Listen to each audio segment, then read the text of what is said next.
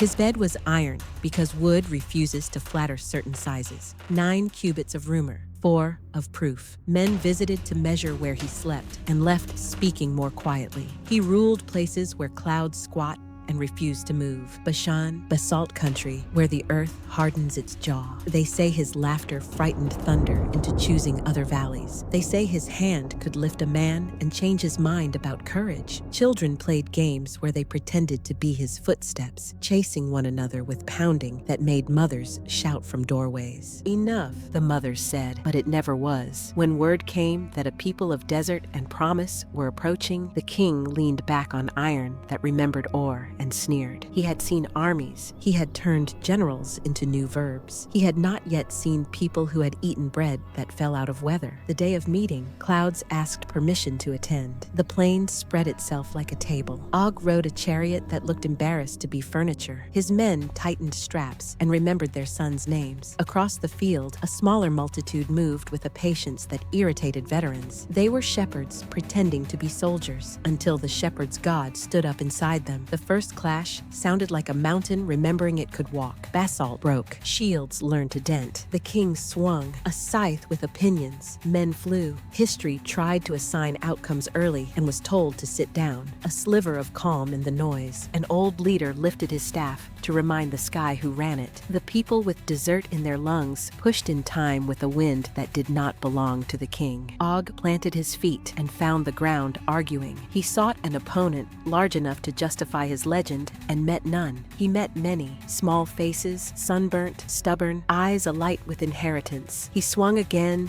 and again into a future that refused to move. When he fell, the plain inhaled. He hit like a door being closed by a patient father. Silence recruited. Then the work resumed, not gleeful, just necessary. Bashan learned new owners. The iron bed, now orphaned, became an exhibit, a sermon about measurements and meaning. Children visited. They stood beside it and laughed the way children do in the presence of something too big to be practical. Did he really sleep here? They asked. Where did his dreams go when he woke? Into the rain, said grandfathers who had seen sulphurous skies combed into blue. Into the places where pride is stored until humility needs a lesson. Planting replaced shouting. Plows traced new sentences across stubborn ground. Cattle learned the names of men who sang to them instead of boasting at them. On certain evenings, when the light bent low to bless basalt, you could hear a lullaby moving through fields that had once hosted thunder. The iron bed did not shrink. Iron rarely apologizes. It lay there, testimony that size is not destiny, and that rain falls for small men with faithful hands as readily as for giants. Travelers stopped to touch it the way some people touch old city walls, then went home carrying a story that weighed more than metal. His bed was iron, because wood refuses to flatter certain sizes. Now wood, cedar, vine trellis, yoke tells the truer tale, strength that stoops, power that plants, reign that obeys no king.